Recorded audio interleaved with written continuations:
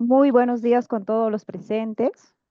Bueno, vamos a dar inicio a nuestra asistencia técnica denominada Procesos Administrativos Disciplinarios para docentes contratados y docentes nombrados en el marco de la Ley de la Reforma Magisterial. Asimismo, vamos a también hablar sobre lo que es la conformación tanto de las comisiones especiales como las comisiones permanentes de procesos administrativos disciplinarios. En este caso, vamos a seguir la siguiente secuencia. Primero vamos a realizar lo que es la exposición respecto a lo que es el trámite del proceso administrativo disciplinario y luego vamos a realizar en este caso la absolución de algunas consultas que en este caso ustedes nos van a estar realizando, ¿no? En este caso, nuestra ponente va a ser la doctora Analí Díaz, especialista legal en este caso de la Dirección Técnico Normativa para Docentes. Del mismo modo, también hay que precisar que, bueno, durante el trayecto de todo lo que es nuestra asistencia técnica, vamos a estar llenando lo que lo que es el registro de la asistencia técnica, ¿no? Asimismo, pueden estar formulando sus preguntas a través de nuestro chat, en este caso, en el Zoom.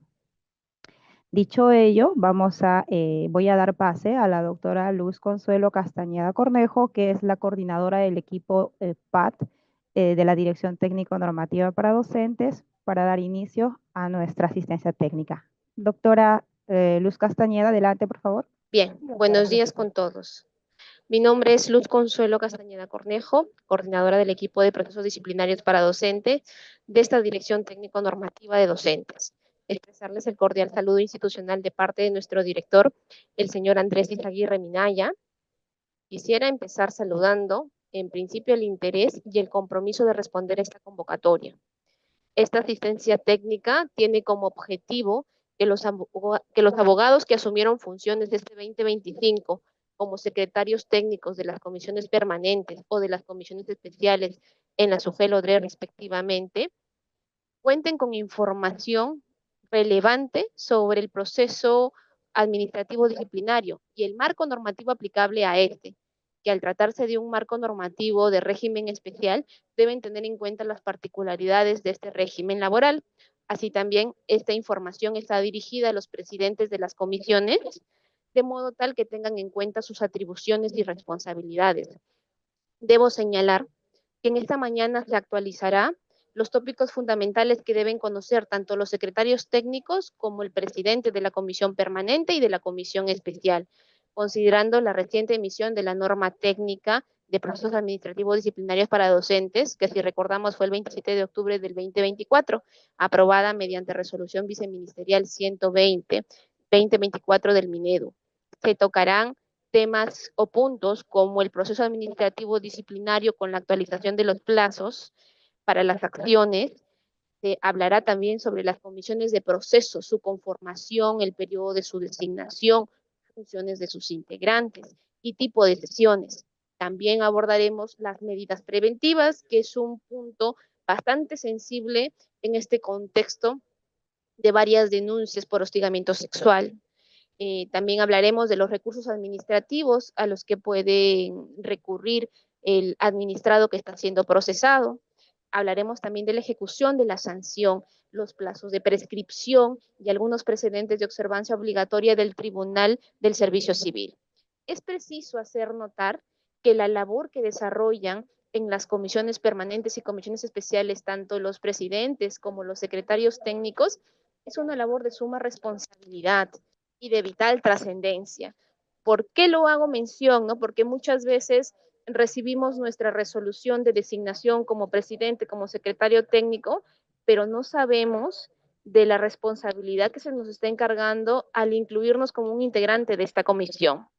Y sobre todo de vital trascendencia, porque hablamos de identificar responsabilidades de profesores que si bien perjudican la gestión de la entidad y también podría decirse de paso del sector educación, en mayor número afecta directamente a quienes son los destinatarios del servicio educativo, que son nuestros estudiantes. Entonces, por ellos es por quienes debemos dar más allá del esfuerzo acostumbrado para asegurarles que cuentan no solamente con profesores idóneos profesionalmente, sino también moralmente. les invoco, traten de estar concentrados la mayor parte del tiempo de estos 40 minutos que se nos ha otorgado para hacer la disertación. La presentación contiene información relevante que les servirá de insumo en sus actividades diarias. La ponente, como ya lo dijo Sandra, la doctora Analí Díaz, tiene el especial encargo de abordar dentro del tiempo otorgado los tópicos más importantes, pudiendo ustedes como participantes expresar sus preguntas y consultas en el chat de la presente sala, las mismas que serán respondidas en el bloque 2, como ha indicado Sandra, que es el tiempo asignado para la absolución.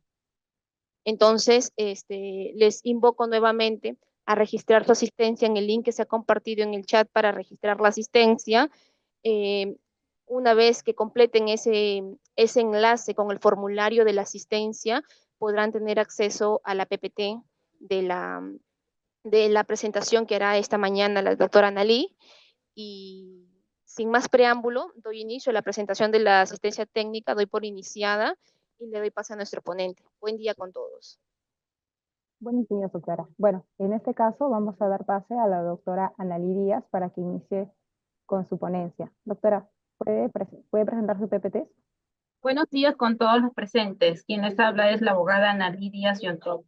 Y esta mañana vamos a tratar un tema muy importante y de interés para ustedes. Por favor, les pido en estos minutos de mi intervención que tomen nota de algunas preguntas e inquietudes que tengan. El nombre que hemos catalogado es el proceso administrativo disciplinario para docentes nombrados y contratados en el marco de la ley y la conformación de las comisiones tanto especiales como permanentes. ¿Por qué hemos indicado eso? Les doy más o menos el por qué. Porque hemos tenido muchas consultas referentes a las conformaciones, tanto de la comisión permanente como las especiales. Como bien sabemos, aquí ya todos los presentes, algunos he visto que ya son secretarios técnicos que tienen muchos años en el cargo, como también contamos con algunos secretarios técnicos que son nuevos en el sector, ¿no?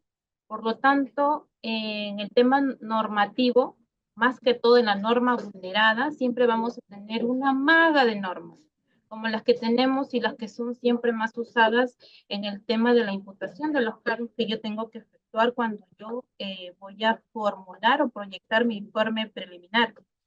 Y es también la ley del código de ética, que es siempre muy usado, ¿no? En el tema de la norma vulnerada, igual que el Código del Niño y Adolescente, la Ley de Prevención de Sanción del Hostigamiento Sexual, y nuestra ley especial, que es también la Ley 29944, y nuestra norma técnica, la Resolución Viceministerial 120-2024. ¿Por qué no decirlo? También estamos muy familiarizados con el Decreto Supremo 004-2018, que nos habla sobre los lineamientos de la convivencia escolar. La ley 29988, que es una ley también muy importante porque con ella podemos separar preventivamente en algunos casos determinados, ¿no? Ahora, nosotros para poder iniciar o poder entablar un procedimiento administrativo disciplinario a un administrado en calidad de docente, tenemos que nosotros siempre atravesar y determinar la potestad disciplinaria que tiene el Estado, ¿no? Que es el ejercicio de la función pública, que tiene dos objetivos: prevenir y sancionar.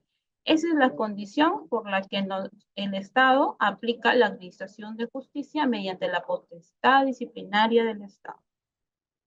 Las responsabilidades del docente en el servicio. Nosotros tenemos que aprender a diferenciar las responsabilidades que tiene el docente. Hay responsabilidades administrativas, que es la que nosotros ahorita vamos a tratar de manera más específica y profunda. Tenemos la responsabilidad civil y tenemos también la responsabilidad penal. Si bien es cierto, en nuestra realidad, en nuestros casos que nosotros afrontamos, siempre vamos a tener mayor relación y acercamiento con la responsabilidad administrativa y la responsabilidad penal. Por ejemplo, en los casos de violencia sexual, física y psicológica, siempre vamos a tener este tema de ambas responsabilidades, ¿no? Y no olvidar que si nuestro expediente, por ejemplo, se fue por un tema de violencia física, ¿no?, sobre un hecho que sucedió dentro del recinto de la comunidad educativa, se va a la fiscalía, ¿no? Pongámonos a la fiscalía de familia, ¿no? Por contravención o haya sido algo más grave, fiscalía penal. Entonces, en la fiscalía archivan el expediente, ¿no? Archivan este expediente y en la fiscalía, el ministerio, a través del Ministerio Público, le notifica a la UGEL que este expediente está archivado, que a José Santos le archivaron el expediente, el caso, la fiscalía. Por lo tanto, el secretario técnico dice, bueno, si la archivaron allá, pues nosotros vamos a tomar la misma línea. No, señores. ¿Por qué? Porque las responsabilidades son autónomas. Cada autoridad es autónoma en sus decisiones, en sus investigaciones y sus funciones. Entonces, porque la fiscalía archiva, yo no voy a archivar. Igual, viceversa puede suceder. En penal podría proseguir y en administrativo yo podría archivar. O sea, ahora sí que nos quede claro que las responsabilidades son autónomas y cada una son independientes de una con las otras. PACSO para docentes. Nosotros para poder aplicar nuestro procedimiento administrativo disciplinario tenemos que ver este ámbito de aplicación que está encuadrado en el artículo 12 de la ley 29944, en el cual no todos los docentes que están dentro de este catálogo de los literales del artículo 12 vamos a aplicarle el PAC. Por ejemplo, en el área de gestión pedagógica tenemos al profesor de aula, los cargos jerárquicos, los programas no escolarizados, ¿no? O en este ejemplo podría ser las coordinadoras de PRONOI. También tenemos en el área de gestión institucional, ahí tenemos a los directores de UGEL, al director de gestión pedagógica, al especialista en educación y al director y subdirector de la institución educativa. En las áreas de formación tenemos a los profesores que realizan funciones de acompañamiento pedagógico, entre otros, ¿no? Y el área de innovación e investigación, que también tenemos profesores que realizan evaluación y proyectos pedagógicos. ¿Qué norma aplica en un PAC a los docentes contratados? Bueno, eso ya se hace muy a menudo la consulta, sin embargo, a los docentes contratados también se les aplica la ley 2944 y la norma técnica, ¿no? Principios que deben ser garantizados. Todas las autoridades que aplicamos o investigamos un procedimiento administrativo disciplinario, tenemos que ser ordenados y orientadores y al cuidado de estos principios de la potestad sancionadora administrativa, ¿no? Que los encontramos en la LEPAP, que son un principio de legalidad, principio del debido procedimiento, razonabilidad, tipicidad, y entre los que pueden ver a mi mano izquierda de la lámina. Hay unos principios y garantías procedimentales más relevantes, ¿no? Es decir, que debemos, no que sean más relevantes, sino que cada uno tiene su peculiaridad, pero sin embargo debemos tener mucho más cuidado. Es el principio de impulso de oficio y verdad material. Si nosotros no tenemos cuidado, no olvidar que la carga de la prueba está bajo nuestros hombros, como administración pública, a través de nuestras comisiones permanentes. Entonces nosotros tenemos que realizar este impulso de oficio y verdad material para poder nosotros, que nuestro expediente sea objetivo, que sus medios probatorios sean objetivos y palpables para poder determinar un tipo de responsabilidad en cuanto a la persona que yo le estoy investigando. Principio de legalidad también es muy importante, señalado de que yo tengo que al momento de imputar un hecho, yo tengo que calzarlo. Por ejemplo, si un profesor no acudió a su centro de trabajo por más de 3 días, es abandono de cargo, el cual está configurado en el 48. Si un profesor violentó sexualmente a un estudiante, pues yo tendría que encuadrarlo en lo que corresponde. En este caso sería el EF 49, y así sucesivamente, para yo no vulnerar el principio de legalidad. ¿Qué sucede si yo a un personal administrativo, en su condición de personal, un auxiliar de educación, yo le imputo la 29944? ¿Qué va a pasar? Estoy vulnerando el principio de legalidad, porque ellos no están dentro de los alcances del artículo 12, que les acababa de mencionar en la lámina posterior, ¿no? Ellos sería vulnerando, hay que tener bastante cuidado con ellos. Principios y garantías del derecho de defensa y la motivación de los actos administrativos. Muy importante. ¿Por qué debemos respetar el principio de defensa? porque yo al momento de imputarle los cargos al administrado, yo tengo que ser, en mi descripción de los hechos, tengo que ser muy preciso, detallado y muy sencilla. Tengo que explicarle el por qué yo le estoy diciendo, por qué le estoy imputando un determinado hecho. Por ejemplo, que el profesor Allin asistió a su centro de trabajo. Presuntamente, el profesor José Perales Santos habría asistido a su centro de trabajo los días 1, 2, 3, 4 del mes de junio del año 2022. Entonces, yo estoy siendo muy precisa y concisa y sencilla para que el administrador no diga, me estás vulnerando mi derecho. Y unas líneas más abajo yo podría explicarle que de acuerdo o conforme al oficio número tal en el cual el director de la I informa que usted ha faltado esos días. Entonces yo le estoy dando, le estoy diciendo qué ha hecho y con qué documento estoy demostrando la imputación que yo le estoy realizando. Entonces ahí tiene un poco más de sentido en cuanto yo a resguardar el principio de derecho de defensa. Y ahora hablemos del principio de motivación. El principio de motivación es lo mismo. Al momento de yo aplicar mi norma vulnerada, no confundamos norma vulnerada y falta administrativa. Son dos cosas diferentes. Al momento de yo explicar mi norma vulnerada, no solamente voy a tipear lo que dice la norma, o voy a tipear lo que dice la falta administrativa. Yo tengo que subsumir ello con palabras muy sencillas y prácticas, decir por qué estoy aplicando el F del 49, por qué estoy aplicando el C del 40, por qué estoy haciendo mención a mi código de ética, a la constitución política. O sea, todo yo tengo que darle el sentido, el por qué estoy aplicando esa norma. Ahora bien, el derecho de defensa enmarcado a una resolución de servir, en la cual declaró la nulidad porque no se respetaron lo que ya habíamos analizado en la lámina anterior. Dice el 23. En el momento de iniciar un PAC se informa al sujeto pasivo de los cargos en contra, cuyo efecto de la información debe ser oportuna, cierta, explícita, precisa y clara, ¿no? Eso quiere decir que en ese expediente no se denotó esas características, por lo tanto adolecía del principio de defensa, ¿no? El 51, el fundamento 51 nos dice que tampoco en el referido artículo, que es el 78, no se respetó ello. O sea, en el artículo 78 nosotros debemos ser claros. Toda la gama del 78, todos los literales tenemos que hacerlos mención. Y si alguno de ellos no guarda similitud o no puede ser analizado de acuerdo al hecho que estamos investigando, pues lo mencionamos, pero decimos no se aplica, pero lo estamos haciendo mención, porque eso es lo que nos está corrigiendo el Tribunal de Servicios. Y para mejorar ello, tenemos que realizar ello y no caer en ese nuevo error, porque hoy en día el tribunal retorna nuestros expedientes hasta el informe final, solo por no haber analizado de manera correcta el artículo 78 del reglamento. Ahora tenemos en el 57, también nos dice sobre la succión, que les acababa de decir, que no solamente nosotros vamos a hacer, vamos a tipear, vamos a suscribir nada más la falta administrativa o la norma vulnerada. No solamente basta con eso.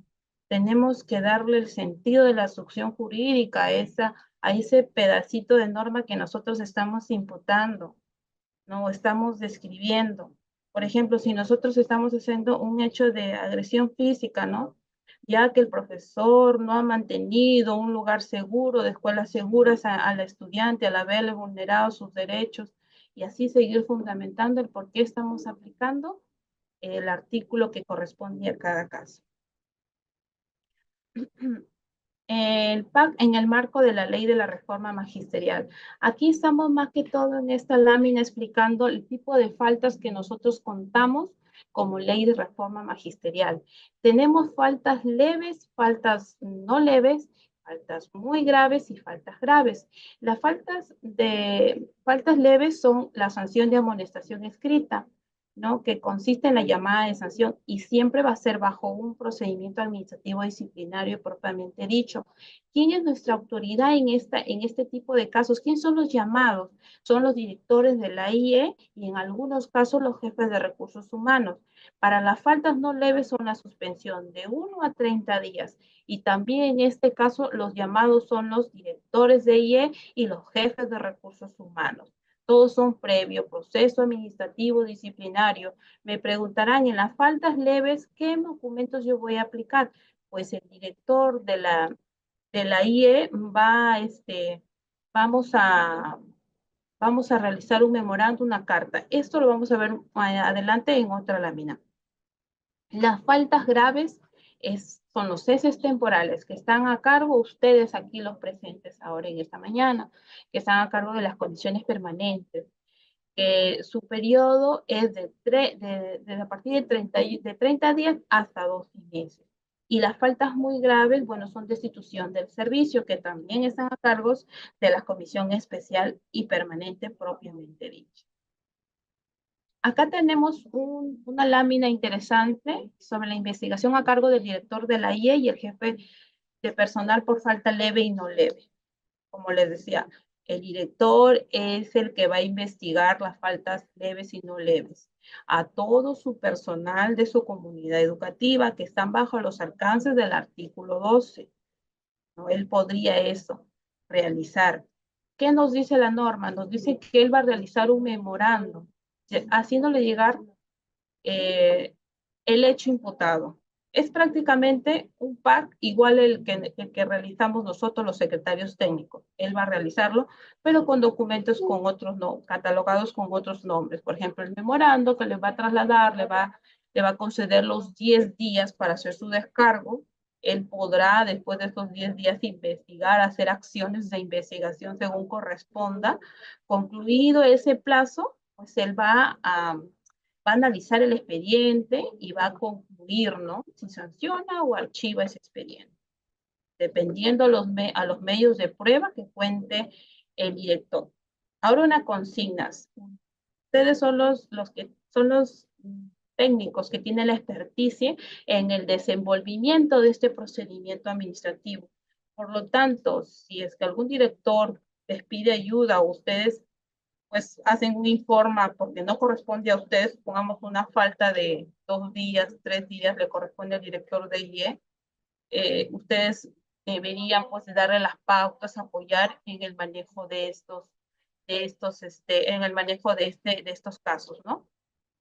¿Para qué? Para que el expediente del director tenga éxito, ¿no? Ahora también tenemos las investigaciones del jefe de personal.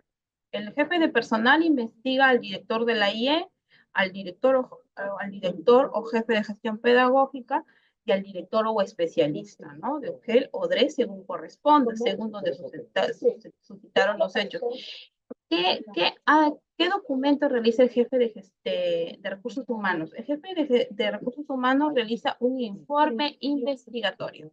En ese informe investigatorio él va a poner también los argumentos, todo lo que se le va a acusar a este interesado para que pueda realizar sus descargos correspondientes, que también son 10 días. Es el mismo trayecto que hace nuestro director, pero él hace un informe investigatorio.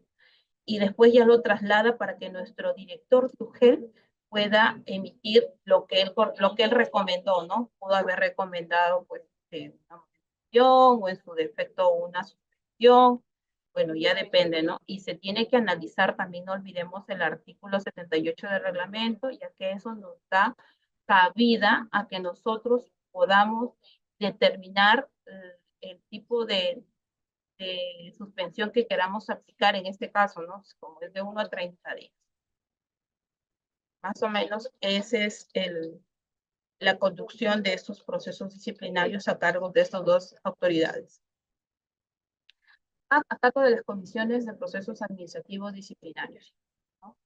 ¿A quién investiga la comisión permanente? A nuestros directores de IE, a nuestros profesores de aula, al personal jerárquico. Personal jerárquico a veces son los coordinadores de asignaturas, los otros tipos de coordinaciones que existen dentro de la institución educativa.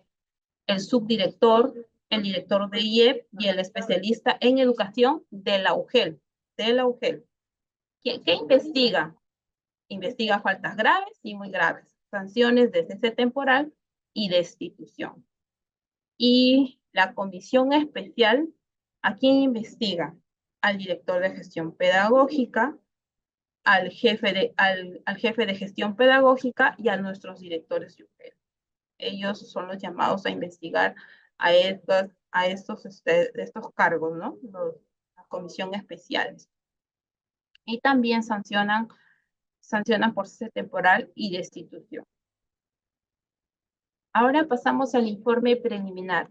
No olvidemos, a veces recibimos llamadas diciendo que ha realizado un informe preliminar, porque a veces nosotros también tenemos el trabajo como equipo, revisar algunos informes que así lo considera el secretario técnico, nos rebotan y nosotros la revisamos, y en algunos casos apreciamos algunas debilidades. Entonces, comunicamos eso al secretario técnico y en algunos casos dice, yo podría fortalecer mi informe final, ya que mi informe preliminar está medio, no está tan fundamentado como quisieran, ¿no? Entonces yo siempre digo, nuestro informe preliminar es nuestra base.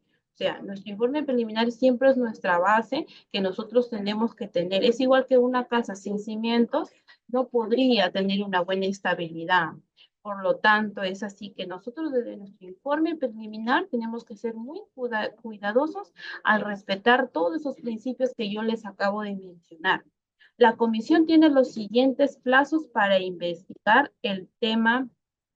Esto ya se ha modificado en la nueva norma técnica, ¿no? La 120 del 2024. Tengo 10 días para yo poder emitir mi informe preliminar por los delitos de tráfico ilícito, terrorismo, apología y delitos de violación de la libertad sexual, que porque son unos casos, son casos sensibles, ¿no? Y tengo 30 días, que siempre tenía, para pronunciarse sobre la procedencia del PAC, para pronunciarme sobre la procedencia de la instauración y por los hechos distintos al considerando anterior. Por ejemplo, podría ser abandono de cargo, falsificación de documentos, agresión física, psicológica, incumplimiento de funciones, entre otros, ¿no?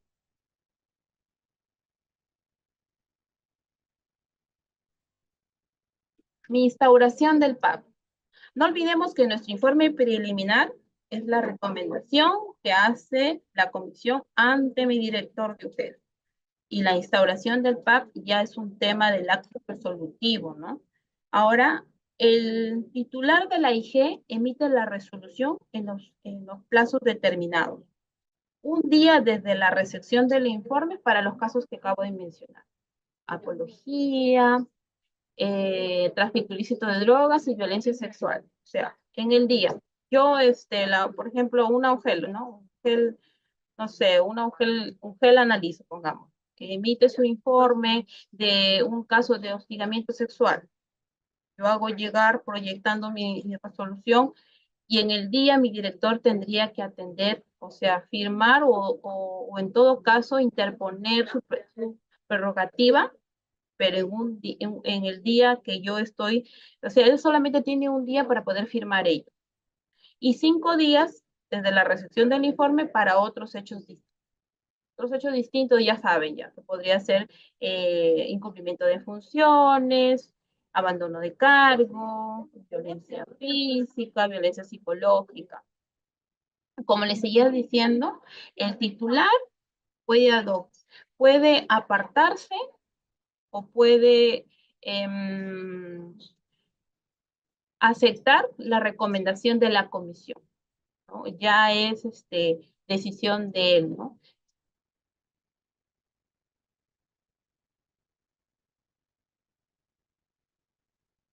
El informe final. El informe final, la comisión recomienda a nuestro director de UGEL, por ejemplo, la sanción o la absolución del PAC. El cual nuestro director Nuestro director podría apartarse o también podría aceptar dicha recomendación, ¿no? Usando siempre su prerrogativa. Nuestro director de UGEL siempre debe tener este conocimiento de la prerrogativa que él existe y explicarle que la cual tiene que ser debidamente motivada para poder yo aplicar esto y no olvidar que el informe de esta prerrogativa del director que no está de acuerdo también forma parte de mi acto resolutivo, sea de instauración o sea final, ¿no? Las recomendaciones de la comisión no son revisables, ¿no? Solamente ustedes, si por ejemplo se reúnen nuevamente y quieren ustedes, no sé, ajustar algunas indicaciones o aplicar algo más a su informe, entre ustedes como comisión se reúnen y pueden ustedes justificar debidamente el por qué están apartándose de su propia recomendación, pero sus recomendaciones no son revisadas. En la remisión de los informes que contienen la recomendación de la comisión debe adjuntarse el proyecto de AJA. Esto en nuestra norma anterior no lo precisaba, pero ahora sí lo precisa de manera textual, ¿no? Ustedes van a adjuntar a su informe final o preliminar el proyecto del acto resolutivo que suscribirá el director de UGEL, ¿no? Ahora también hablamos de los actos resolutivos de la comisión. Deben contar con la firma del titular y de la UGEL sin que requiera los vistos de otras áreas, ¿no? También textualmente esta nueva norma lo está recogiendo. O sea, no necesitamos que otras áreas, que administración, que recursos humanos, que asesorías jurídicas firmen nuestros actos del PAP, ¿no? Nuestros actos resolutivos.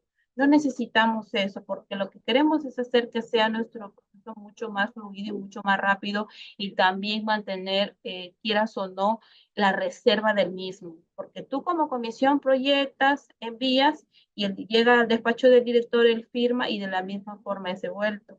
Entonces es por eso de que hemos visto importante eso, esa indicación. Cabe indicar también sobre este punto, es que en la Comisión Permanente de Procesos ya existe un secretario técnico que tiene la expertise y es el competente para poder aclarar cualquier duda de la comisión. Por lo tanto, no podríamos permitir que la asesoría jurídica de nuestra UGEL intervenga en eso, porque estaría posiblemente vulnerando el principio de legalidad, porque los únicos que pueden intervenir en nuestro PAC es nuestros 3 integrantes que forman parte de la comisión y fueron designados en su momento por el director de la UGEL. ¿Ok? Entonces, continuamos. Acá, determinación de la gravedad de la falta. Como seguíamos diciendo, estamos hablando del artículo 78. Que nos habla de la determinación de la gravedad de la falta. Todo este catálogo tiene que ser analizado en nuestras resoluciones, perdón, en nuestros informes finales.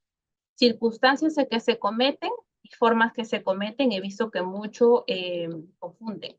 Las circunstancias en que se cometen son las aristas que rodean al caso porque sucedió los hechos. Por ejemplo, en un hecho de violencia física, el profesor tenía circunstancias que son, estas condiciones se cometieron cuando el profesor tenía la condición de docente, los hechos sucedieron dentro del aula, o sea, son las aristas que me permiten a mí explicar el por qué los hechos sucedieron, ¿no? Y formas en que se cometen, eso sí, es el hecho, ¿no? Es el hecho, ¿no? Es el hecho que tú, que usaste. Por ejemplo, para pegarle al niño, pues el profesor usó, no sé, un chicote, un palo para aplicar este daño, ¿no? Concurrencia de varias faltas o infracciones, aquí es solamente cuando yo uso el catálogo 48-49 más de una norma. Por ejemplo, en un caso de violencia física podría ser el primer párrafo del 49 y el F del 49. Ahí son 2 faltas administrativas. Por lo tanto, ahí sí cumpliría en la concurrencia de varias faltas. Participación de uno o más también es participación de uno, en la gran mayoría sucede así, Gravedad de daño e interés público, bien jurídico protegido, también tendríamos que determinar de acuerdo al hecho que estamos investigando. Perjuicio económico causado podría ser en los casos de mantenimiento.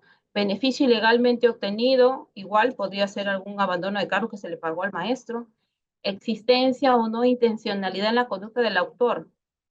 Bueno, eso sí, siempre hay intención de haber cometido, dependiendo de la falta, ¿no? Sea por omisión, hay que revisar ahí para poder aplicar el artículo 77 del reglamento. Situación jerárquica del autor, bueno, siempre. Así sea docente de aula. El docente de aula es superior al estudiante, por lo tanto, siempre va a tener una jerarquía ante la víctima. Los eximientes y los atenuantes. Los eximientes, bueno, son casos peculiares que podrían pasar, ¿no? Por caso fortuito, fuerza mayor, incapacidad mental debidamente acreditada, estos casos también han pasado, ¿no? Error inducido por la administración, actuación funcional o privilegio de interés superior de carácter social, y los atenuantes es la subsanación voluntaria, la aceptación del administrado, cuando lo hace antes que se instaure o en el mismo descargo o él acepta su omisión, ¿no? O su transgresión a la norma.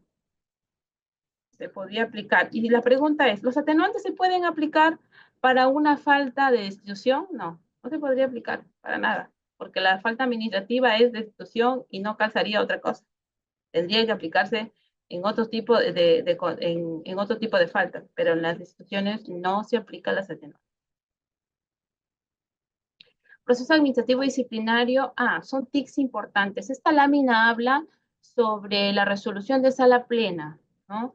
La 009 de 2020, ese es sobre el tema de la variación, ¿no? Aquí tenemos que tener en cuenta para no incurrir en los siguientes situaciones. Iniciar el PA atribuyendo un hecho y sancionar otro distinto, ¿no? Por ejemplo, yo le atribuyo un hecho de agresión física y le sanciono por trato humillante, vulnerando el principio totalmente de legalidad. Iniciar el PAC atribuyéndole un hecho y sancionando, le añado otro hecho que no fueron imputados. También estoy vulnerando el derecho a legalidad del administrado, el derecho de defensa. Iniciar el PAC atribuyéndole una falta y le sanciono por otra distinta, ¿no? También ahí, por ejemplo, yo le apliqué el A, ¿no? Pero le sanciono por el B, totalmente fuera de contexto. Iniciar el PAC atribuyéndole una falta y sancionándole, añadiéndole otra falta. Bien, igual, lo mismo, ¿no? Los dos primeros casos son de hechos, el tercero y el cuarto es de faltas, y el quinto es ambos. O sea, nulo nuestro PAC. Iniciar el PAC y sancionar al servidor atribuyéndole o precisándole un hecho y norma aplicada distintas, totalmente fuera de contexto. Estaríamos vulnerando todos los derechos. Por eso siempre les digo que al momento de hacer nuestro impulso de oficio y verdad material, tenemos que adecuar nuestros medios probatorios a los hechos que me ayuden a corroborar, ¿no? Eso es lo que les podría decir para que su PAP sea exitoso y no ocurra o sucedan estos errores. Responsabilidades. Tenemos responsabilidades de todos aquí. Todos somos responsables de algún pedacito de cada situación. El Minedu, de brindar asistencias técnicas, supervisar a las subgeles, ¿no? Advertir sobre los vicios de los vicios advertidos en un PAC, solicitar información también. La DRE y las gerencias tienen la responsabilidad de conformar las comisiones, atender los requerimientos del Minedu, supervisar a sus comisiones permanentes de su jurisdicción, acreditar a la responsable del PAP ante la DITEN. La UGEL también tiene el deber de conformar mediante actos resolutivos sus comisiones, realizar la supervisión y monitoreo del registro de sus expedientes, atender el requerimiento de las entidades como es el Minedu u otras entidades, acreditar al responsable del PAC Nexo, que ahora ya tenemos un PAC Nexo. Y las comisiones permanentes son responsables en forma individual por los actos que vulneren. Es un tema de responsabilidad solidaria e individual. El reporte mensual al titular de la IG, no se olviden, este reporte mensual, aunque no lo crean, es muy tedioso, es muy importante, porque nos va a permitir cuáles son nuestras debilidades como oficina y que nuestro director y nuestro presidente sepan por qué situaciones estamos atravesando nuestra oficina como comisión. Y a largo plazo también puede ser un acto de defensa para nuestros secretarios técnicos. Cumplir con el requerimiento de la información de la ley del Minedu bajo responsabilidad. Esas son algunas de las funciones que tenemos todos aquí. De las comisiones de proceso administrativo disciplinarios para docentes. La comisión de PAC para docentes. Tenemos dos tipos de comisiones que ya les había presentado anteriormente, comisión permanente, comisión especial. Y sabemos que son órganos autónomos y colegiados, que tienen sus funciones respectivas. El periodo de designación es de 1 año. Ese también es una modificatoria que ha surgido. Antes era 2, ahora es 1 año el periodo de designación que deberían de tener ya conformadas a estas alturas casi todas nuestras comisiones, tanto permanentes como especiales. Si alguno de sus miembros de ustedes pues se desplaza o termina su vínculo, el miembro alterno asume como titular el periodo restante, porque no queremos que nuestra comisión pare, siga sesionando. Y al vencimiento del periodo de vigencia, supongamos que esa comisión del año pasado, pongamos en estos casos, ¿no? El año pasado tenemos nuestra comisión, pero en este año, no, doctora, no tenemos secretario técnico, pero sí está todavía el representante y el presidente. Pues ustedes tendrían que seguir sesionando, pero sin olvidar el cliché que sí es un perjuicio de la responsabilidad del titular de la IG. O sea, su comisión va a seguir en función, sigue con sus funciones y atribuciones, pero hay una responsabilidad por parte de nuestro titular de la IG. La conformación de nuestras comisiones son 3 miembros titulares y 3 miembros alternos. Un representante del titular de la IG, que es el presidente, puede ser cualquiera que tenga vínculo actual y permanente con la UGEL, que es designado por nuestro director de UGEL.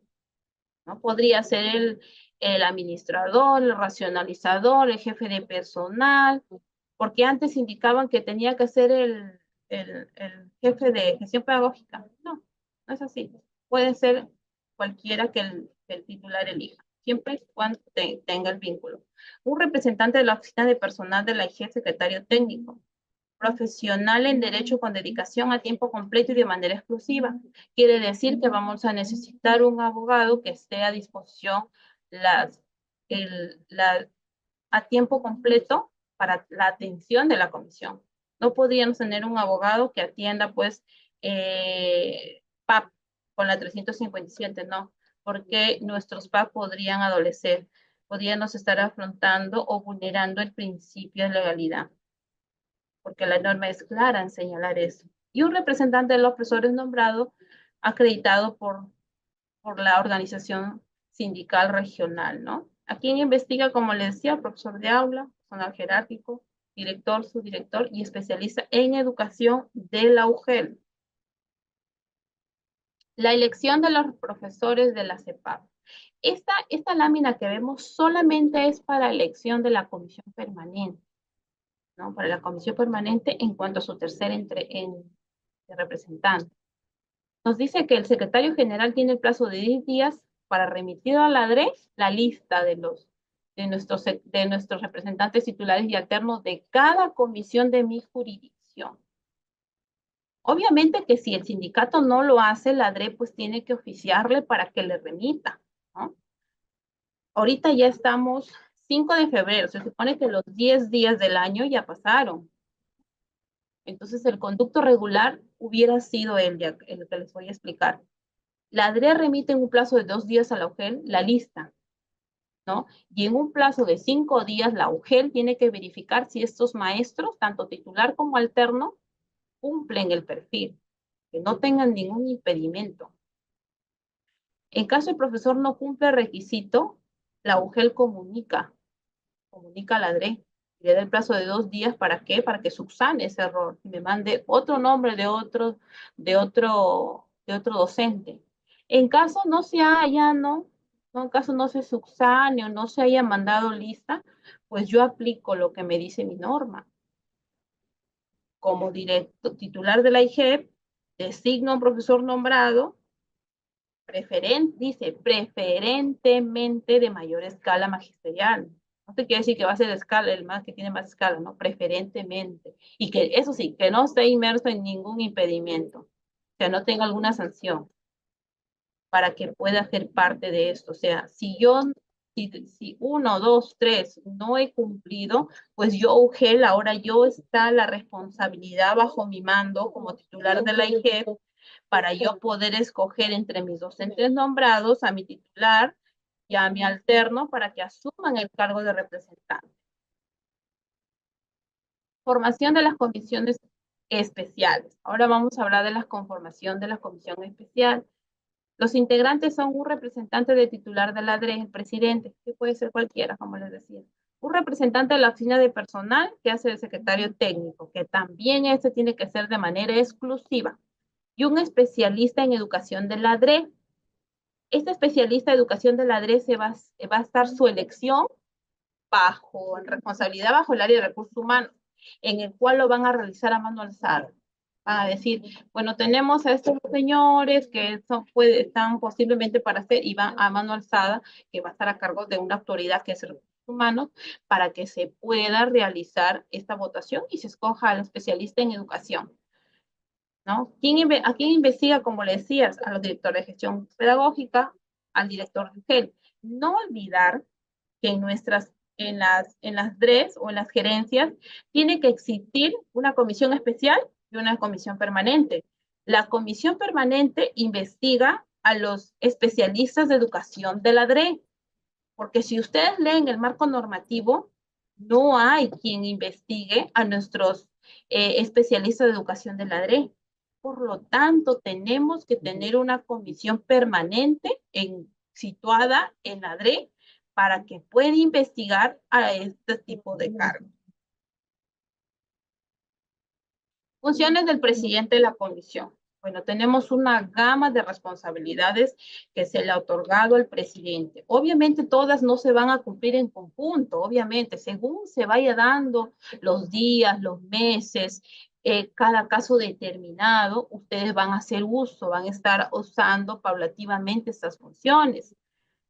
No es que en un solo momento vamos a hacer uso de todas estas funciones, pero si no crean ustedes en una sesión, pueden hacer uso de ellas. Representar a la comisión, siempre el presidente lo va a representar en sus sesiones. Presidir, también vas a presidirlas, porque tú tienes el voto, ¿no? El voto dirimente. Emitir pronunciamientos sobre la abstención de los miembros. Eso es cuando te presenten una abstención. Si no te la presentan, no vas a poder hacer uso de esa. Pero ahí está, para que tú la puedas aplicar en algún momento determinado. Supervisar al secretario técnico, lo vas a hacer en todas tus sesiones, al momento de preguntarle cómo va el trámite de tus expedientes. Supervisar el cumplimiento de las acciones que le corresponden el CIME, igualmente. Requerir información, informar mensualmente al titular de la IGEP, que es un tema importante. Ejercer el derecho del voto dirimente, como les decía, cuando corresponda. Registrar en el módulo nexo si es que tú estás acreditado como tal, y otras que decida la comisión mediante acuerdo. Las funciones del secretario técnico, de igual manera, tienen muchas funciones, pero estas funciones van a ser usadas conforme paulativamente pasen los días, pasen los meses, ustedes van a usar estas funciones. No es que las van a realizar en su totalidad, en un solo momento, no, sino cuando corresponda, ¿no? Cuando se dé el momento preciso de usarlo, ¿no? Que es preparar el proyecto del acta, emitir previa coordinación con el presidente, calificar las denuncias, elaborar la agenda de la comisión, implementar las diligencias que siempre ustedes lo han hecho, orientar a los directores de IE sobre el procedimiento de investigación por falta leves y no leves. Eso sí no estaba, pero pareció muy importante porque cuando los directores de IE sus sanciones llegan a servir, mayormente son declaradas nulas. ¿Es por qué? Porque no tienen ayuda de quienes puedan guiar en estos procesos. Es por eso que vimos importante que a través de ustedes, como ustedes son los llamados, son los que tienen la experticia técnica, puedan apoyarlos.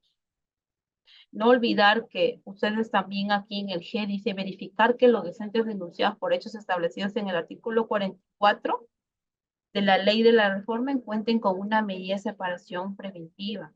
Tienen que verificar eso cuando el expediente llega a su despacho. Y así una serie de funciones que todas no van a ser aplicadas en un solo momento, sino según corresponde. Sobre las sesiones y actas, la instalación de la comisión.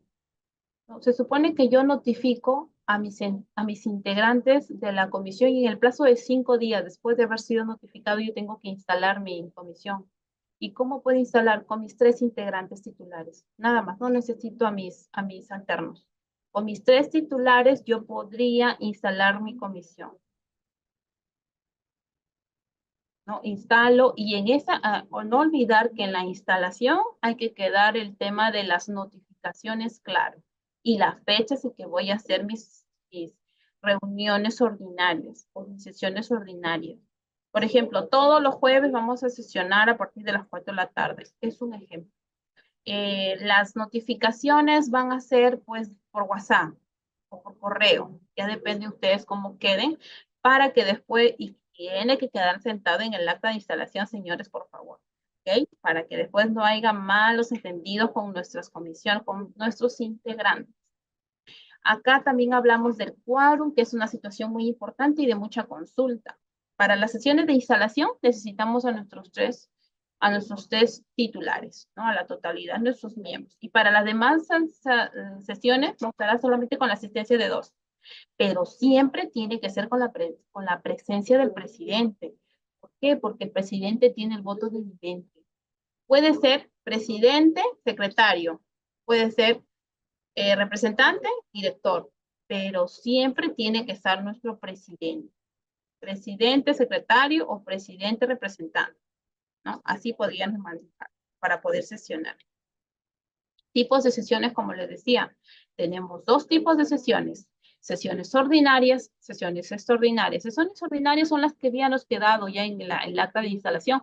Todos los jueves vamos a tener 4 de la tarde. Ya sabemos, no necesitamos que nos citen. ¿Qué? Porque ya está determinado en el acta. Nosotros ya sabemos que vamos a acudir los jueves a las 4 de la tarde. Si no puedo, tengo que justificar. Las sesiones extraordinarias son para casos muy, muy específicos o muy trascendentes o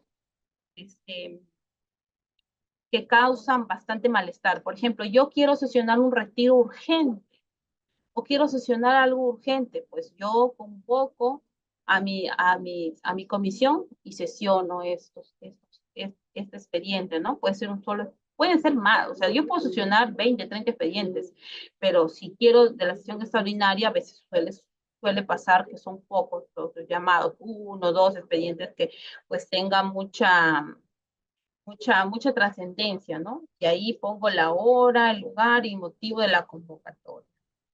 Las convocatorias se realizan con 48 horas de anticipación.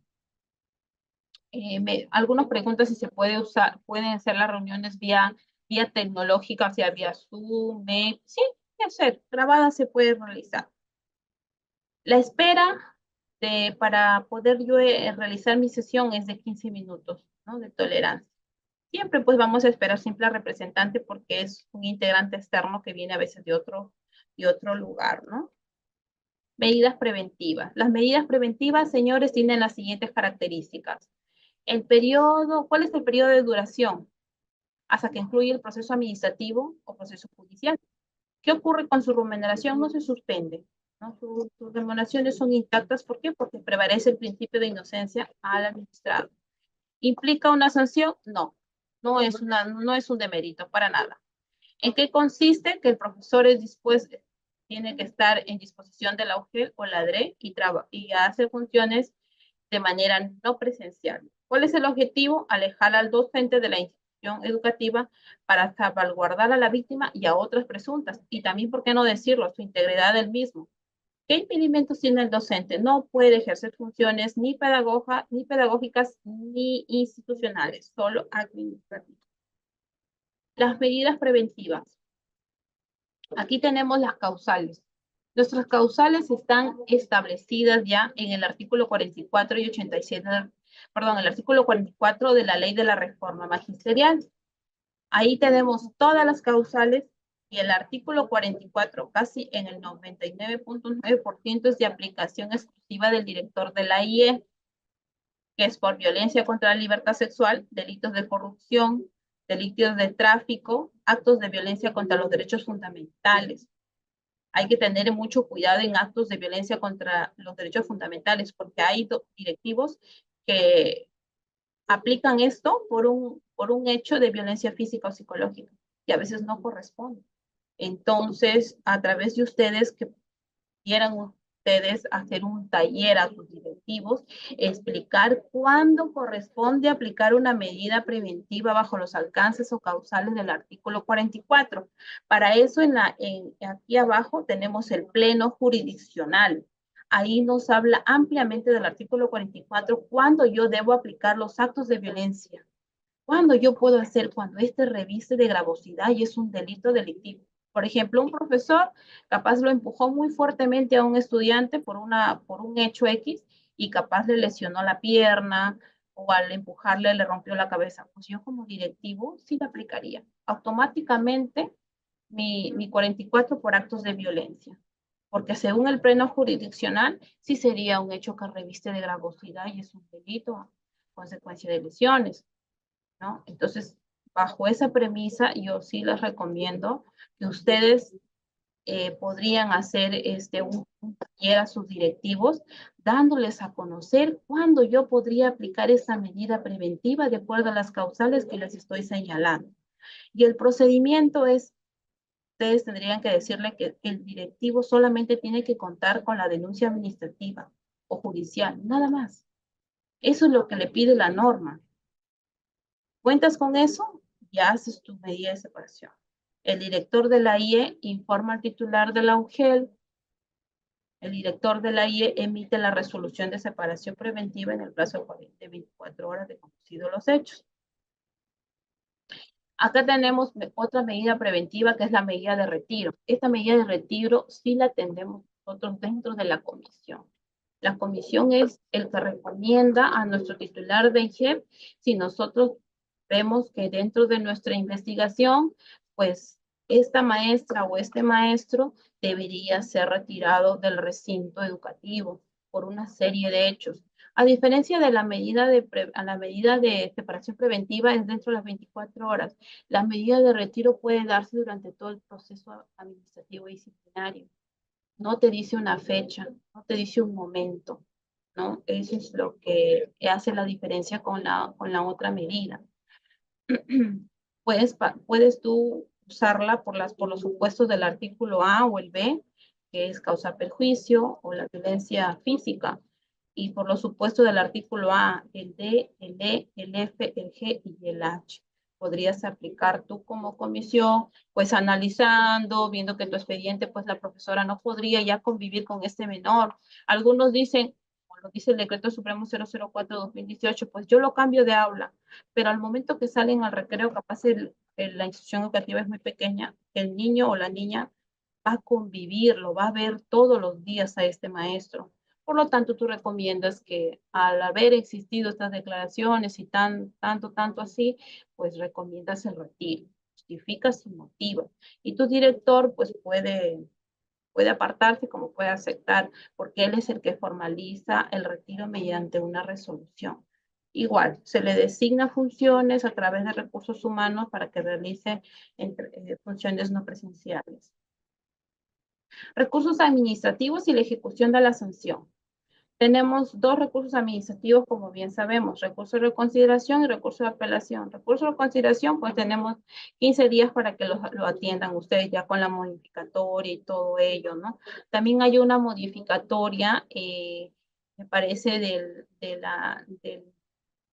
reglamento de servir, en el cual dice que, por ejemplo, si nos si nos atienden nuestra apelación y nosotros no estamos de acuerdo o vemos que hay alguna inconsistencia, incongruencia en el acto resolutivo emitido por servir, podemos hacer nosotros solicitar nuestro informe aclaratorio en el plazo de 15 días de haber sido notificada esta apelación por servir, ¿no? Y ya sabemos que el recurso administrativo de reconsideración, nosotros nuevamente los secretarios técnicos a través de la comisión somos los llamados para atender previa opinión, ¿no? Antes que el titular emita este recurso de reconsideración, nosotros tenemos que hacer un informe de opinión sobre ese tipo de reconsideración. Y los recursos de apelaciones sí son elevados en el plazo de 10 días a nuestro Tribunal de Servicio Civil de manera virtual. Efectos de la sanción y la condena penal. La inhabilitación. Como bien sabemos, las inhabilitaciones yo suspendo hasta que se termine la sanción. Por ejemplo, si me sancionaron 2 meses, voy a estar inhabilitado esos 2 meses. Y la destitución, el B nos dice, la sanción de destitución aplica la inhabilitación para el desempeño de sus funciones por un periodo no mayor de 5 años. Estos son para algunos casos. Por ejemplo, si a mí me sancionaron por reincidir en abandono de cargo, obviamente solamente son 5 años, ¿no? Pero si ya son por otros delitos, delitos de terrorismo, de corrupción, de drogas, de hostigamiento sexual, ya son permanentes las inhabilitaciones. Condena penal en el artículo 84, que aún sigue vigente, tenemos nosotros como comisión, intervenimos en el 84.3, ¿no? En caso la condena penal suspendida en su ejecución por delitos dolosos distintos a los previstos en el numeral de precedente que no se encuentren vinculados al ejercicio de la función ni afecta a la administración pública, la comisión recomienda. En caso la condena penal privativa de libertad suspendida en su ejecución sea no menor a 2 años, le corresponde sanción de cese temporal, que ustedes tendrían que determinar la previa recomendación. Y en caso de la condena penal privativa de libertad suspendida en su ejecución, igual o mayor a 2 años, les corresponde la sanción de destitución. No olvidar que nuestras sanciones que tienen que ser registradas en el Registro Nacional de Sanciones como una herramienta importante para poder nosotros ver qué docente no tiene o tiene algún impedimento. Plazos de prescripción. Los plazos de prescripción son muy importantes al momento de nosotros determinar o analizar un expediente, porque lo único que nos va a permitir es ver en el tiempo si existe la aplicación de la potestad disciplinaria por parte de la administración pública. Tenemos la resolución de la resolución de sala plena, la 003-2019, la que nos habla de 3 plazos, que es el plazo de 1 año desde la toma de conocimiento del informe preliminar hasta la notificación de la resolución de inicio, el cual no debe superar el año. Tenemos el plazo de duración, que es desde la notificación de la resolución de inicio de PAP hasta la emisión de la resolución que pone fin al PAP, el cual no debe superar el año. Estamos hablando de los plazos de la resolución de sala plena 003-2019. No se confundan, por favor. Usamos en este plazo de la adopción del PAP, como en esos tiempos no teníamos un marco normativo, supletoriamente cogimos sobre la ley de servicio civil. Ese plazo lo hicimos nuestro. Y también tenemos el plazo más largo, que es el plazo de determinación de la existencia de la falta, que es desde la comisión del hecho hasta que se emita la resolución final. Tengo 4 años para poder. ¿Cómo suspendo mis plazos? Con la notificación del inicio del proceso administrativo disciplinario. Con ese plazo yo corto el plazo de 4 años para poder yo continuar con mi pago. Este plazo también no lo teníamos en nuestro marco normativo, el cual fue también usado de la base legal de la ALEPAC. ¿No? Ahí lo encontramos. Ahí hay un cliché también que nos habla sobre la suspensión. Si nosotros al iniciar nuestro PAP ¿no? Iniciamos nuestro PAP, por ejemplo, hoy día, ¿no? Hoy día 5 de febrero del 2025. Y en 25 días no hacemos ningún acto, ningún impulso de oficio de verdad material, no hacemos nada. Entonces nuestro plazo que ya habíamos congelado se va a activar, va a comenzar a activarse. Entonces ahí para los casos que están muy cerca a prescribir los de 4 años hay que tener bastante cuidado en ese punto. Plazos de prescripción ya ahora sí con nuestro decreto 011-2023. Estos plazos ya están en nuestro marco normativo, son un poco más, más largos de los que contábamos. He visto necesario no poner fechas porque cada caso es único, cada expediente es único y por lo tanto solamente quería dar el concepto de dónde voy a contabilizar hasta dónde voy a finalizar. Por lo tanto, ustedes teniendo este cliché ya tienen sus fechas, lo ponen con sus fechas, lo contabilizan y ya lo pueden analizar. Por ejemplo, el plazo de 1 año para la prescripción. Este es el plazo de inicio. Desde la toma de conocimiento del titular de la entidad, que tú le das a conocer mediante el informe preliminar. ¿Cuándo tú suspendes? Con la notificación del inicio del pago, el cual no debe exceder el año. Siempre, por favor, siempre tratemos de sacarlo antes de la fecha. ¿Por qué? Porque siempre tenemos que guardar un poquito de plazo. Si Dios no quiera, cuando nuestro expediente se retrotraiga por servir, tengamos un poco de respiro, 2 días, y poder volver a iniciar el pago. Por eso es lo recomendable que no dejemos que llegue al límite del año. Ahora tenemos el plazo de duración. Plazo de duración en este decreto supremo 011 es de 2 años. Mucho más, nos da mucho más tiempo para el tema de la investigación. ¿Por qué? Porque en esta oportunidad, por ejemplo, si nosotros tenemos un informe preliminar y supongamos conseguí más pruebas o la fiscalía tanto ya notificarle me notificó algunas declaraciones, me notificó la prueba anticipada. Entonces yo le puedo correr traslado al administrado para que haga su descargo. Gracias a Dios tengo los 2 años para poder yo todavía impulsar mi expediente. ¿Desde cuándo se contabilizan? Desde la notificación de la resolución del inicio del PAP hasta la emisión de la resolución final. No deben superar los 2 años. Pero como les digo, dejemos siempre tiempo por A o B, suceda algo con nuestro expediente cuando se va a apelación. Y por último, tenemos el plazo para la determinación de la existencia de la falta. Es desde el día siguiente de la comisión de la falta que sucedieron los hechos hasta la emisión de la resolución final. No olvidemos que nosotros podemos suspender nuestros plazos con la notificación de la resolución. En este plazo es más largo, es el plazo de 5 años para la prescripción. Consideraciones si un menor desiste o se retracta. Este tipo de hechos siempre suele pasar en los casos de hostigamiento sexual. Los niños, las niñas o las mamás. O sea, quien se retracta, la víctima es la niña, pero quien se retracta es la mamá.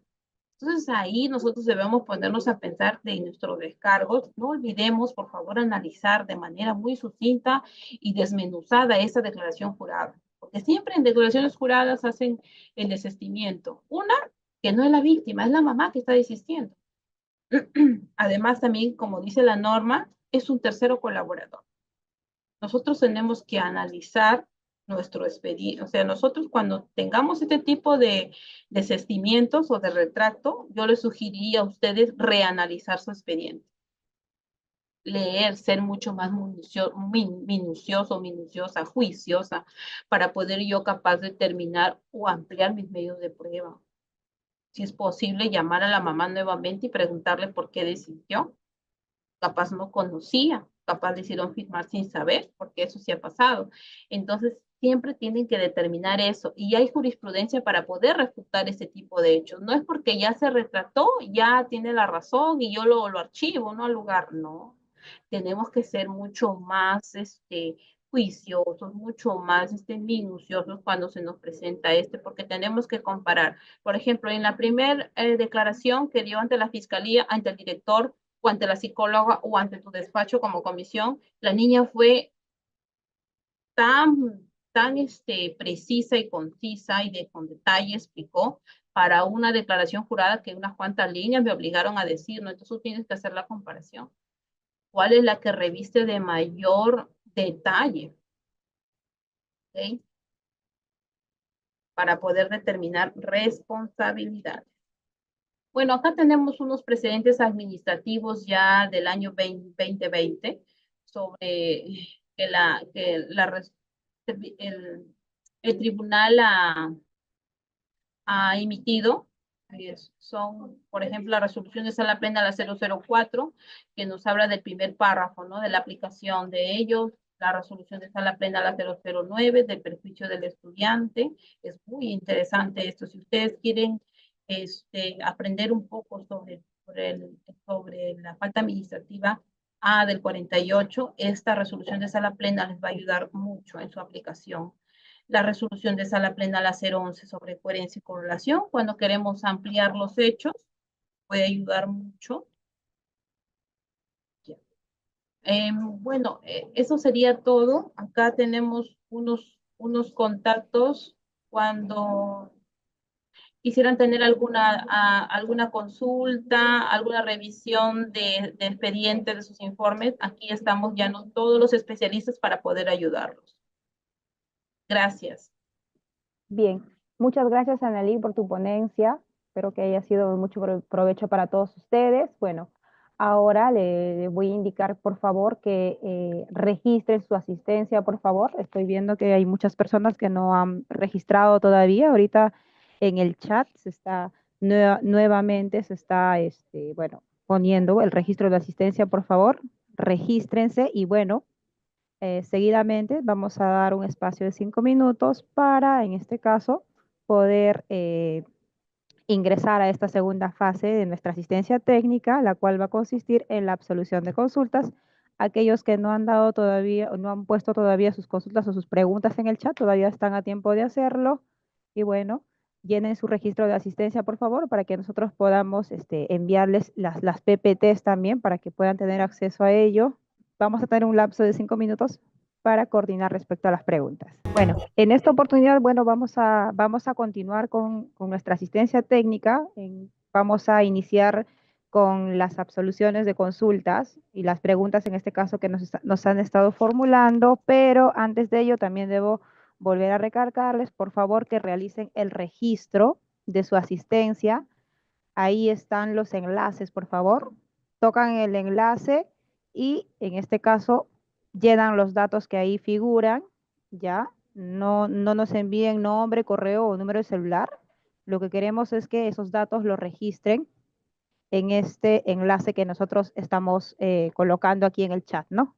Ahí está. Por favor, no se olviden. Y bueno, ahora vamos a iniciar con esta fase, en este caso con la absolución de consultas. Ahora tenemos una consulta que ha realizado Sandra que dice, a ver, doctora Analí, dice, ¿qué pasa si la DRE no envía la propuesta para la conformación de la nueva comisión y la anterior comisión ya cumplió sus 2 años? Doctora Analí. A ver, referente a esa consulta, tendríamos que aplicar la potestad que tiene el director de la IGEP para poder ya designar a un docente nombrado que no tenga impedimento y de preferencia de la mayor escala para que pueda aplicar perdón, para poder determinar quién sería su representante titular y alterno de su comisión. Eso es lo que calzaría para ese tipo de casos. Bien, doctora Analí. En este caso, también tenemos la consulta que realiza también Sandra de la UGEL PSS. En este caso dice, ¿se puede hacer una llamada de atención mediante un memorando, doctora Analí? ¿A quién le quiere llamar la atención? No está claro, pero ya el Tribunal del Servicio Civil ha sacado un documento en el cual indica que los memorandos, la llamada de atención, no configuran una sanción administrativa, sino son solo un recordatorio a que tú realices tus funciones de manera cabal y responsable. Muy bien, gracias por su respuesta. Ahora tenemos la consulta del secretario técnico William Asto, quien pregunta si se puede instaurar al profesor por inasistencia de 4 días continuos. En este caso, dice que en su descargo el profesor presenta un certificado médico, un CIT, justificando 2 días. Entonces, dice, ¿cómo debe emitir el informe final a la comisión? En este caso, absolviendo porque solamente serían por falta leve o remitiendo los actuados al jefe inmediato para que investigue por falta leve. Doctora Analí. A ver, según lo que entiendo, la pregunta realizada por el colega es que él ha instaurado un proceso de abandono de cargo y el profesor justificó los 2 días, por lo tanto no se configuraría nuestro literal E del artículo 48. No estaríamos bajo un alcance de abandono de cargo, por lo tanto calzaría la absolución del PAP y no podríamos trasladarle a nuestra autoridad, a nuestro director de IE, o si es directora, a nuestro jefe de recursos humanos, porque ya en un cumplimiento estamos imputando y estamos absolviendo, por lo tanto ya no cabería esa figura. Bien, doctora Analí. Bueno, recordarles nuevamente, por favor, que registren su asistencia. También en este caso, estamos enviando también por el chat lo que es la encuesta de satisfacción. Por favor, también llénenlo para que también nosotros podamos remitirle las PPTs y algunos otros materiales que seguidamente vamos a estar también presentando, ¿no? Bien, ahora seguimos con otra pregunta. En este caso, la consulta es si el asesor legal puede ser el secretario alterno, en este caso, esa es la consulta que nos hacen. Doctora Sí, Analí. sí, nuestro asesor jurídico podría ser nuestro alterno, porque la norma indica cualquier profesional en derecho. Sí, puede ser, no hay problema. Muy bien, doctora Nelly. A ver, tenemos también la consulta de Neisser Segarra, quien refiere, esta es su consulta, dice, ¿puede la comisión especial funcionar sin secretario técnico para imponer una sanción administrativa definitiva por hostigamiento sexual? En este caso, dice, se requiere de la afectación de una, ya, bueno, la primera pregunta es si puede funcionar una comisión especial sin secretario técnico y la segunda consulta es si se puede imponer una sanción, en este caso de destitución por un hecho de hostigamiento sexual sin que se requiera lo que es la afectación psicológica. Esas son dos consultas. Doctora Analí. A ver, la primera es sobre me imagino que esta comisión ya ha estado conformada, ya ha estado instalada, porque para la instalación yo requiero mis 3 integrantes titulares, pero para sesionar un caso determinado, no solo de hostigamiento sexual, sino también de otra trascendencia de otros hechos, sí puedo hacerlo por mayoría, mientras esté mi presidente. No olviden, presidente y representante pueden sesionar y determinar. Y sobre la segunda consulta, si yo podría imponer una sanción de destitución por hechos de hostigamiento sin tener la acreditación de la falta. Esa era la consulta, doctora Sandra. Sí, esa es la consulta, A doctora. ver, a ver, que quede claro, hay pruebas anticipadas en la cual la víctima da su relato tan idéntico como el que le dio a su director de la IE o le dio a la psicóloga o a la comisión. Son muy parecidos, pero concluyen que no hay afectación. Eso no quiere decir que yo no voy a dejar de aplicar ese medio probatorio o porque no hay afectación, yo voy a absolver al administrado. No, no necesariamente, porque yo veo que la niña o esta señorita o ese estudiante sigue manteniendo su coherencia en el tiempo, mencionando de que sí sucedieron estos hechos. Y lo que nosotros investigamos es la conducta idónea del maestro. Por lo tanto, sí cometió esto. Ahora sí que la niña o la señorita no se vio afectada, ese es otro aspecto que sí reviste de más gravosidad el caso, pero no quiere decir que yo lo voy a absolver porque no hay afectación.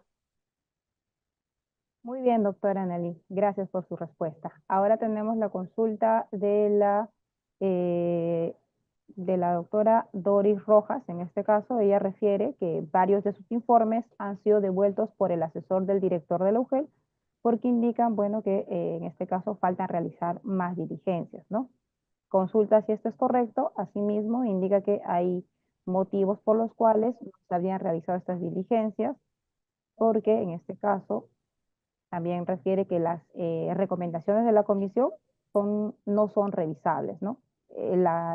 Consulta aquí en este caso es si es correcto, en este caso, que el asesor, hay un asesor del director de UGEL, en este caso, remita o devuelva los informes con las recomendaciones que ha realizado la comisión. Doctora Analí.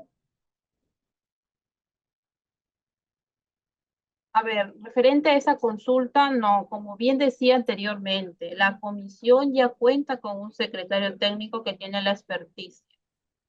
Se supone que ellos son los únicos que están designados con acto resolutivo para poder intervenir en este PAP.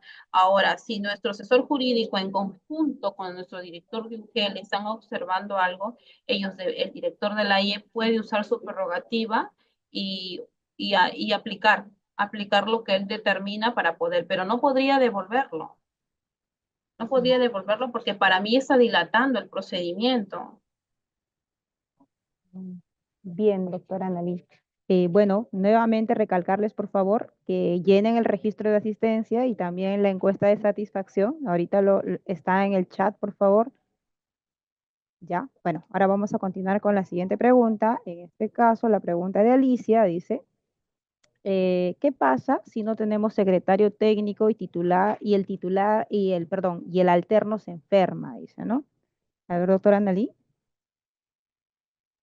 Sesionamos por mayoría. Bien. Bien, doctora. A ver, ahora tenemos la consulta de Ugela Yavaca, ¿ya? Dice, ¿cuál será el procedimiento en caso de la modificatoria del artículo 49 de la ley de la reforma magisterial? A ver, doctora Analí, esto es... Ajá, esa modificatoria aún está, es igual que lo que pasó con la modificatoria del representante. Tiene que salir su reglamentación para que se active. Entonces, vamos a seguir aplicando nuestro 49, el que tenemos vigente ahorita. Sin ningún problema. Bien, doctora. A ver, ahora otra consulta dice, ya después de un año, ¿cuál es el procedimiento para la nueva conformación de la comisión? Teniendo en cuenta que nuestra asistencia técnica versa también, en este caso, sobre el tema de la nueva conformación en el marco de nuestra nueva norma técnica. Doctora Analí. La conformación va a ser como lo indica la norma, como lo hemos indicado en tema de la elección del representante, porque el presidente va a ser, o sea, nuestra vigencia va a ser, por ejemplo, de este año 2025, va a tener la vigencia durante todo el año. Para el 2026 yo ya no tendría comisión, por lo tanto tendría que aplicar lo mismo, el mismo procedimiento que indica la elección del representante. Tendría que el sindicato remitir a la DRE en 10 días nuestro representante, o sea, nuestro tema aquí es con el representante, tanto titular y alterno. Si en los 10 días no ocurre eso, pues yo aplico el último, literal, que me dice la norma. Que el titular de la IGEP tiene la potestad para poder designar a su titular y alterno de su representante de la comisión, el cual no tiene que tener ningún tipo de impedimento y preferentemente estar en la mayor espacio. Bien, muchas gracias, doctora Analí. A ver, por favor, me indican que todavía hay varias personas, somos 248 personas en la sala, pero hay menos registro de asistencia, por favor. Realicen el registro y también el llenado de la encuesta de satisfacción. Bien, seguimos en este caso. A ver, UGEL 12 pregunta si se puede tomar las declaraciones por videollamadas teniendo en cuenta la lejanía, en este caso, la distancia y también los plazos previstos, ¿no? Doctora Analí. Sí, sí podrían usar los temas tecnológicos para ayudarnos sobre ello. Se podría realizar ello, coordinar se le convoca, se le manda el enlace de manera formal para que ingrese y se graba ello, y ese es nuestro medio probatorio. Sí se podría. Bien, doctora, muchas gracias. A ver, La siguiente pregunta dice, ¿quién realiza las investigaciones? Debo entender que es en el marco de un proceso disciplinario. Dice, si puede hacerlo sola como secretaria técnica. Doctora Analí. Claro, claro, podría hacerlo como secretaria técnica, no habría ningún inconveniente porque ella forma parte de la comisión. No es decir que toda la comisión se va a trasladar a todos los lugares para tomar declaraciones a nuestros testigos. No, no se podría. Y hay pronunciamientos de servir en el cual el docente investigado y sancionado ha hecho su apelación enmarcado a esta consulta que está diciendo nuestra colega y en la cual el tribunal le ha hecho mención de que no está vulnerando ningún principio debido a que ella es integrante de la comisión y por lo tanto sus actuaciones tienen trascendencia en el PAP.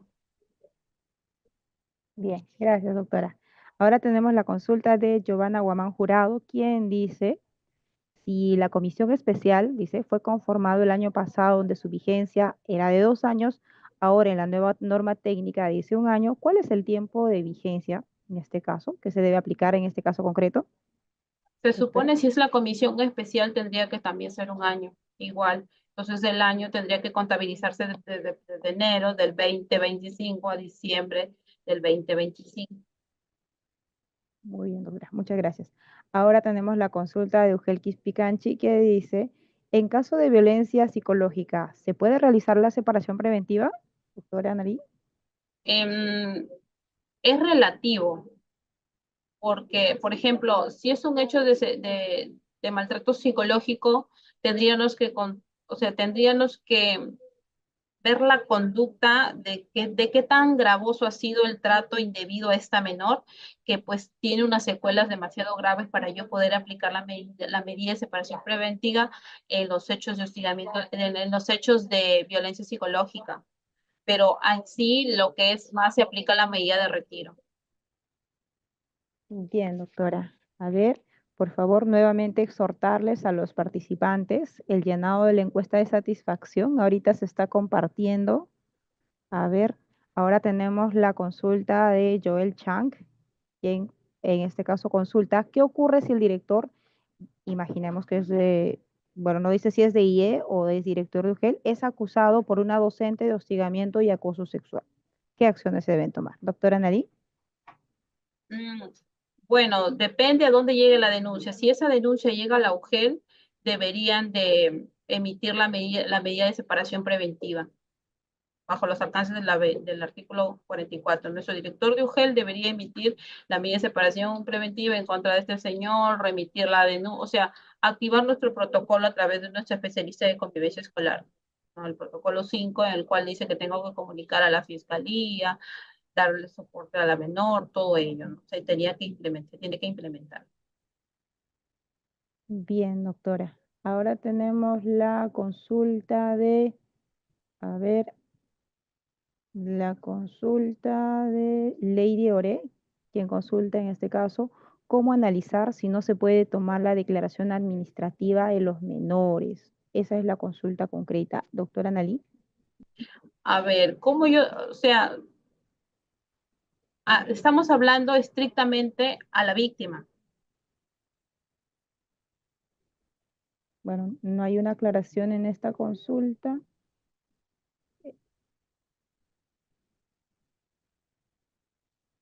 En este caso debemos entender que, bueno, son hechos de repente de hostigamiento sexual o hechos de violencia, pero no es muy concreta la consulta. Vamos a pasar a la siguiente. A ver, dice Naike Vela, dice, en un caso de acoso sexual, si una menor no quiere declarar, ¿qué se puede hacer? No puede declarar, no podemos obligar a que declare, definitivamente. Podríamos usar otros medios probatorios periféricos para poder determinar responsabilidades, pero no podríamos obligar a la menor que declare cuando ella no así no lo desea. Y si no quiere con la comisión, yo creo que va a tener el mismo problema con con la fiscalía. Pero podemos usar otras declaraciones como, bueno, cada caso es único y cada caso tenemos que tratarlo de acuerdo a lo que corresponde.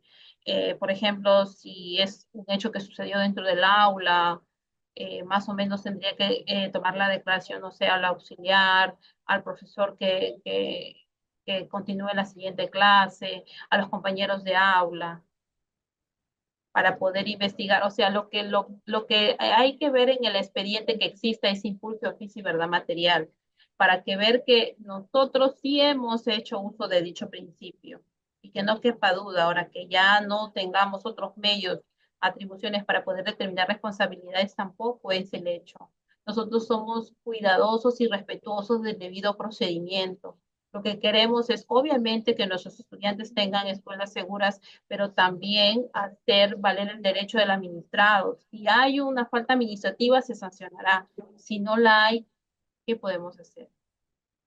Bien, doctora. A ver, tenemos ahora otra consulta. En este caso, refiere si un recurso de apelación, en este caso, puede suspender una sanción administrativa. Asimismo, dice que si se puede aplicar una sanción durante el periodo vacacional de los docentes. Ya. La primera consulta no. Nuestras sanciones son ejecutables al día siguiente de notificadas. Así presente recurso de reconsideración, recurso de apelación o otra solicitud de nulidad, no. Nuestra sanción es automática. Se ejecuta. Y la segunda consulta es si nuestras sanciones se pueden suspender por vacaciones tampoco. Hay pronunciamiento de servir estas vacaciones pues no suspenden nada, se tienen que contabilizar porque son ejecutables. Bien, doctora. A ver, tenemos ahora la consulta de Rod Vázquez Cotera. Él consulta si en este caso el Ministerio Público archiva la denuncia, en este caso tiene algún tipo de implicancia respecto al proceso disciplinario. Como lo decía anteriormente, las responsabilidades son autónomas. Si el Ministerio Público a través de su fiscal pues no archiva la investigación o hace su sobreseimiento, nosotros tenemos que seguir con nuestras investigaciones. No olvidar que la Fiscalía a través del Ministerio Público investiga el bien jurídico protegido de la menor. En cambio, nosotros investigamos el tema ético, moral, de propiedad del maestro. Bien, doctora Nelly, muchas gracias. Ahora tenemos la consulta de Carolina Carreño. Ella nos consulta en el caso de que los menores, dices, nieguen o no asistan a la entrevista en cámara GESEL y la UGEL solamente tenga, digamos que el acta de denuncia del hecho, dice, ¿se resuelve como no al lugar por falta de medios probatorios o qué acciones se podrían adoptar? No, no podríamos solamente esperar las actuaciones de la Fiscalía.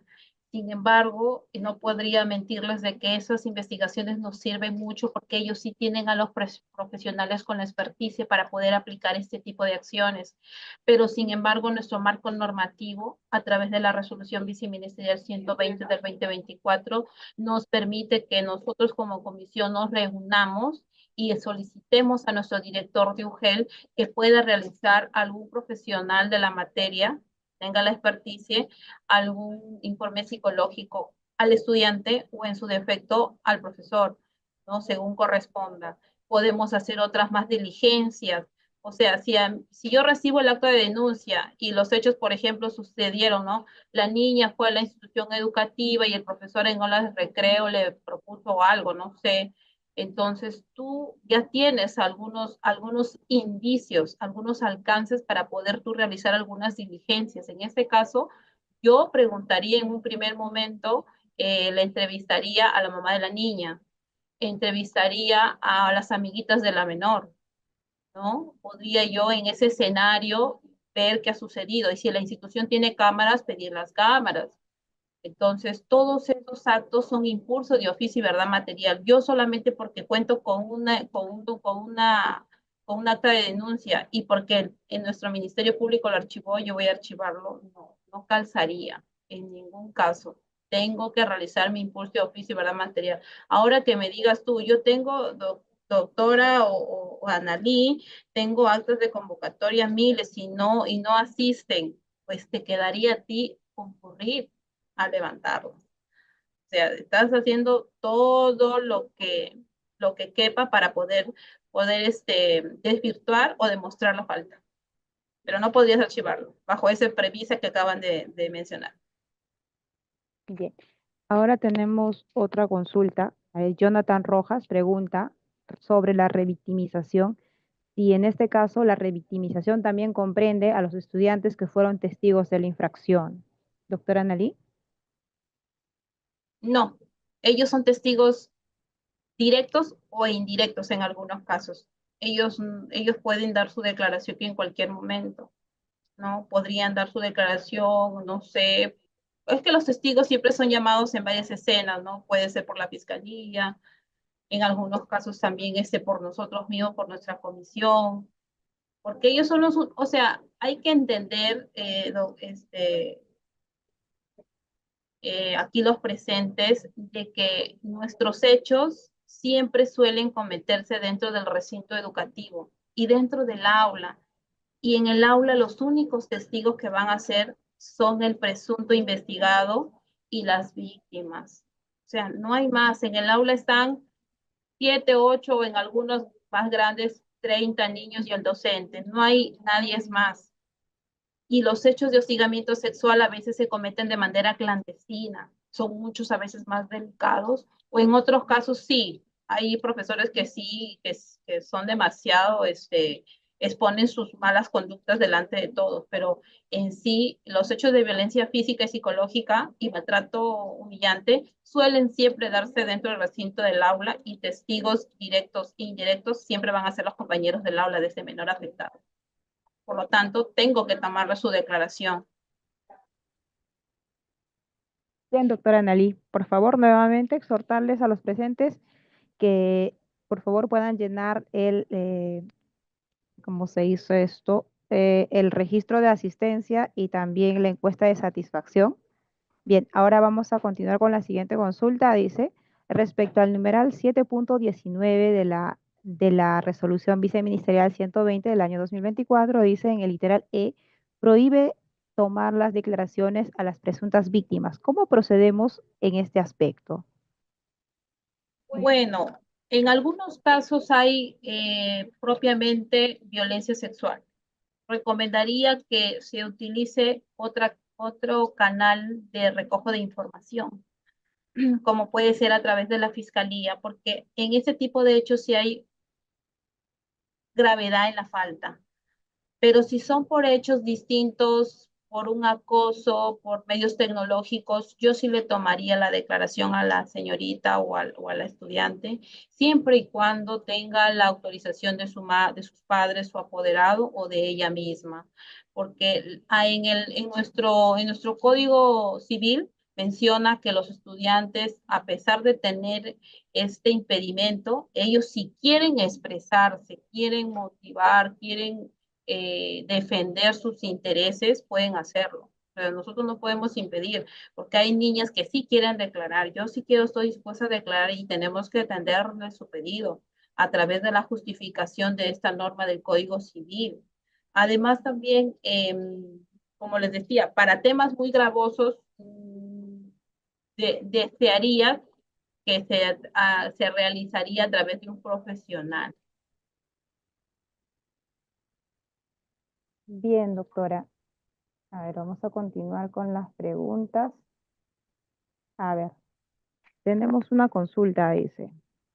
¿Qué pasa si el representante de los docentes de la Comisión Permanente de Procesos Disciplinarios ha sido elegido por el sindicato provincial y no, en este caso, por el sindicato de alcance regional? ¿Se tendría que volver a conformar la comisión? La norma dice regional,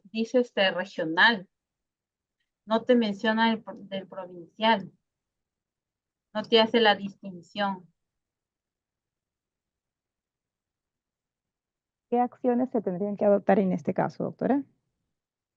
Lo que pasa es que la norma no te indica eso, por lo tanto, lo más saludable, lo más salomónico, aplico lo que me dice o sea, sigo el plazo, comunico a la DRE del plazo de 2 días lo que estoy encontrando. Y a ver qué me contesta la DRE. Si ya no me contesta dentro del plazo, pues aplico lo último que es potestad del director de la IGEP para designar a su titular y a su alterno. Bien, doctora. A ver, ahora otra consulta respecto a los plazos de prescripción, dice. Si el proceso inició en el año 2018, ya es un proceso que presuntamente ya se encontraría prescrito, ¿debo prescribir con la norma actual o con la norma de aquel entonces? Doctora Analí. Con la norma de aquel entonces, porque los hechos suscitaron con anterioridad. No podrías aplicar la 011 del 2023 cuando los hechos suscitaron en el año 2018. Podría. Bien, doctora, quedó claro ese aspecto. A ver, tenemos ahora la consulta de Lugelta Yacaja. A ver, dice, en el caso de la concurrencia de varias faltas o infracciones, ¿se debe abordar en un solo informe o en este caso se debe realizar un informe por cada caso? Depende de cada secretario técnico cómo pueda desplazarse. A ver, yo te pongo de ejemplo. Tengo un profesor que ha cometido violencia física, malversación de fondos, supongamos, ¿no? Perdón, tema de mantenimiento. Al momento tendrías que tú tener dos aspectos importantes. En la descripción de los hechos tienes que hacerlos por hecho. Cada descripción tiene que tener su medio de prueba, su succión en la norma jurídica y aparte en el final va a ser un problema porque tienes que analizar el 78 de manera particular. Entonces, ya depende de ti si manejarías el expediente así o en su defecto lo manejaría de forma individual. Yo, a mi criterio, de forma individual lo haría. Bien, doctora, muchas gracias por su respuesta. Bueno, ahora tenemos una consulta. Emanuel dice, ser secretario técnico de la Comisión Permanente de Procesos Administrativos Disciplinarios es exclusividad, pero en muchos casos, dice, también asumen los casos con la ley de servicio civil. En este tipo de situaciones, ¿qué acciones se podrían adoptar? Doctora Estamos Analí. vulnerando el principio de legalidad. No podríamos hacer eso. La norma es clara en señalarlo eso, doctor. No podría no ser parte de eso. Lo que te recomendaría es que hagas un informe haciéndole llegar esa inconsistencia, incongruencia a tu director para que quede claro ello. Ya, porque están corriendo riesgo nuestros expedientes, de que puedan ser declarados nulos después de tanto esfuerzo. Yo sé que ustedes tienen esfuerzo para conseguir sus medios probatorios, para realizar impulso de oficio y para que se caigan de esta manera, no me parece. Entonces, tú con tu informe estás comunicando a tu autoridad superior lo que estás realizando no está bien, no está correcto, porque estás vulnerando el principio de legalidad. Bien, muchas gracias. Ahora tenemos finalmente una consulta, dice, acabo de asumir el cargo de secretario técnico, pero mi resolución de designación está como funcionario en el cargo de asesor legal, dice, personal de confianza. Esto contraviene la norma que indica que el secretario técnico PAT es de funciones exclusivas, doctora Analí. Claro, antes de mencionar que diga de forma exclusiva es un abogado de recursos humanos, pero él me dice que, o ella me dice que que tiene el cargo de asesoría jurídica, entonces también ahí hay un problema, ¿no? También hay una mala designación por parte del director, ¿no? O, o, o de recursos humanos, no lo sé, pero ella ha sido contratada por tema de confianza en asesoría jurídica, pero la han designado como secretaria técnica, no. La norma es clara en señalar que dice que tiene que ser un personal de recursos humanos. Bien, ahora finalmente tenemos aquí la consulta de Denise Flores que dice, buenos días, las comisiones también les corresponde ver temas de mantenimiento escolar, es la última consulta que están realizando, doctora Analí. Claro, cuando el ingeniero, el arquitecto del área de infraestructura va, hace una visita y encuentra algunas inconsistencias, algunas omisiones por parte de este profesor o está omiso en el registro de mi mantenimiento, obviamente que nosotros la comisión analizamos las faltas de nuestros docentes, por lo tanto sí tenemos competencia para investigarlos.